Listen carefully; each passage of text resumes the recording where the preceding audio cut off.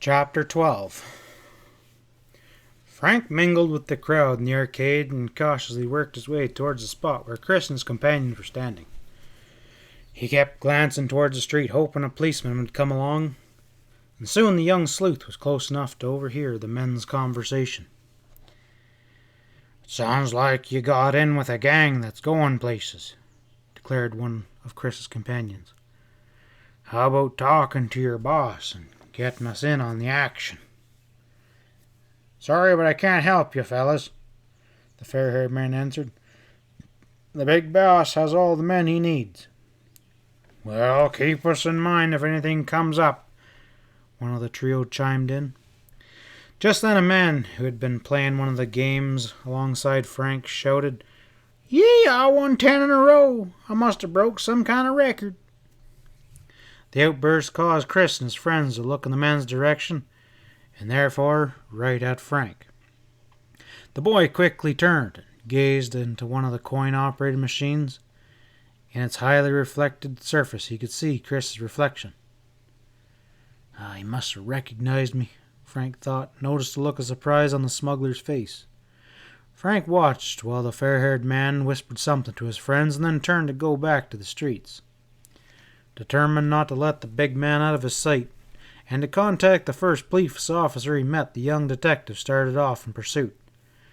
And to his dismay, he was intercepted at the entrance by Chris's 3 companions. "Where are you going, kid?" one of them growled.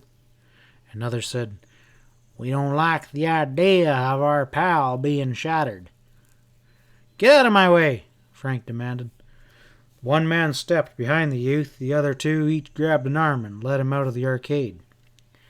"We're going for a little walk, and if you make one sound it'll be curtains for you." Frank was forced to walk about half a block, and then he was led into a dark, narrow alley. "You need to be taught a lesson, kid," the man behind Frank said. "We don't like snooping." Frank was in a desperate situation, but he did not panic. With a cat-like speed he thrust out his leg and tripped the man on his right, and then flung him down so hard the grasp of the youth's right arm was broken. With his free arm, Frank jabbed an elbow into the midriff of the man behind him. "Ugh!" the opponent grunted loudly. The third man, who still had a firm grip on Frank's left arm, was unable to dodge the boy's blow. It caught him on the chin and he crumpled to the ground. Frank had only a second to collect his wits. One of his stunned opponents had recovered quickly, scrambled to his feet, and lunged at him. Just as Frank dealt the man a staggering blow, he heard a noise behind him. Before Frank could turn, he was struck on the head with a hard object. Several minutes passed before Frank regained consciousness. He slowly got to his feet and looked around. The 3 men were gone. Frank grimaced as he felt a large swelling on the back of his head, and then he noticed that his watch and wallet were gone. "Chris has some rough playmates," he thought, "and they're petty thieves to boot." Still a bit uneasy on his legs, Frank finally started uptown to rendezvous with his brother. Frank's body ached, but light rain which was falling seemed to cool and refresh him. When Joe saw Frank's condition, he exclaimed, "Leaping hyenas, you look as if you'd fallen into a cement mixer." "Not quite," Frank replied. "I ran into some of Chris's pals." "What? You mean you caught up with that smuggler?" "Yeah, but I lost him again. I'll tell you about it later, but first, let's get out of the rain. I'm cold." They ducked into a doorway. Frank straightway did his tie and brushed off his clothes in an effort to look more presentable. "My wallet was stolen," he said. "How much money do you have left?" Joe dug into his pockets. "Exactly $6.37. "Well, I'm starved," Frank announced, "and we'll need most of that to get a good meal. Anyway, it's not enough for our fare to get back home. We best find a restaurant and a phone. We can call Mother and collect and let her know what happened, and hope she can maybe wire us some money." The rain lessened and the boys hurried along the street in search of an eating place. They examined the menus posted in the windows of several restaurants, hoping to find one that wouldn't exceed their budget. "Well, here's a possibility," Joe said. "The restaurant looks good and the prices are okay." The boys entered the restaurant and sat down, and shortly a waiter walked over to them. He eyed Frank's rumpled clothes, and the man's manner became abrupt. The Hardys had already selected a dinner listed on the window menu and ordered immediately. "I have a feeling he's in a hurry to get rid of us." Joe grinned as the waiter walked off. "Did you see the way he stared at me when he came over?" Frank laughed. "I admit I look a tad shabby. He probably thinks we're not even going to pay our bill." After finishing dessert, Frank rose. "Give me some change and I'll call home," he told Joe. "Meanwhile, you go take care of the check." Locating a phone booth at the rear of the restaurant, the young detective deposited the coin and dialed the operator. "I'm sorry," said the female voice when Frank tried to collect call to Bayport. "There's violent storms up there that have temporarily affected the service. I suggest you try again in perhaps an hour." Disappointed, Frank returned to the table. To his surprise, Joe was involved in an argument with their waiter. "What's wrong?" Frank asked. "Well, there seems to be some misunderstanding about our check. It's almost double the amount listed on the menu we saw in the window." "I already told you," the waiter growled. "Those prices are only good up until 3 o'clock. After that, you pay more." "I'll say we do," Joe retorted. "But how are we supposed to know that?" The waiter picked up a copy of the menu the boys had seen in the window and thrust it to them. "Well, can't you read?" He pointed to a line of fine print on the bottom of the menu. "This management reserves the privilege to change listing menu prices after 3 p.m. "You almost need a magnifying glass to read that," Joe snapped. "Oh, don't try to squirm out of this," the waiter said harshly. "I had you boys sized up the minute you walked in here. I'm going to get the manager." The waiter reappeared shortly with a short, stocky man wearing a dark suit and a bow tie. "I hear you boys can't pay your check," he said. Joe started to explain.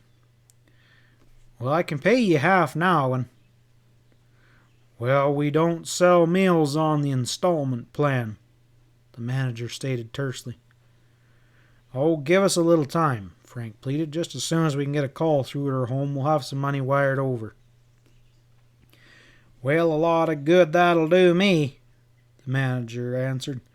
And suddenly his expression changed. His face broke into a wide grin. "I'll tell you what.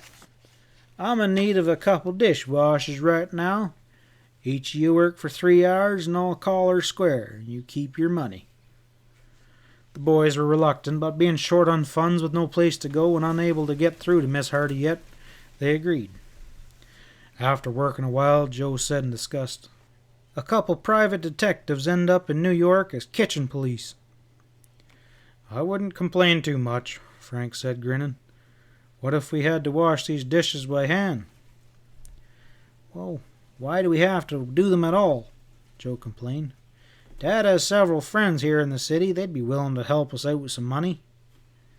"I know, but I think we should only go to them as a last resort." Frank waited nearly 4 hours before getting a call through to Bayport, and finally the lines were repaired and the long-distance operator connected him with Miss Hardy. "Your Aunt Gertrude and I have been worried sick about you and Joe," she said. "There's been a bad storm here. Where are you?" "We're still here in New York, but guess what? Joe and I were washing dishes to pay for our dinner." Miss Hardy laughed and promised to wire them some money right away. "Send it to the telegram office at the Grand Central Terminal," Frank requested. "Don't worry about us. We'll be fine. We'll probably be home tomorrow. Now tell me, did that fake inventor ever show up?" "No, I guess the storm was too bad. The detectives stationed here were needed elsewhere and had to leave. The box on the steps was soaked, and we turned the lights off and had been watching from a window. Maybe we can catch a glimpse of whoever comes by." "Good. Well, bye for now. I hope no one's tapped this call." When Frank and Joe finished their work, They hurried from the restaurant. It was still raining when they stepped into the street. It's almost midnight. What now? Joe asked. Well, let's take the subway to the Times Square, Joe said. Well, then we can get the crosstown shuttle to the Grand Central. At least we can keep dry there until our money arrives. There was only a few people waiting for the shuttle train when the boys arrived at Times Square, and several minutes passed. Then suddenly Frank clutched his brother's arm. What's the matter? Joe asked. That man behind the post, Frank whispered. He's one of Chris's friends. As Joe glanced up, the man brushed past one of the strolling passengers on the platform, and the young detective's keen eyes saw him lift a wallet from his victim's pocket. Hey, you! Frank shouted, rushed towards the pickpocket with Joe close behind him. Startled at Frank's outcry, the thief quickly removed the money and dropped the wallet, and he leapt off the platform onto the tracks and disappeared into the dark tunnel. The boys took off in pursuit.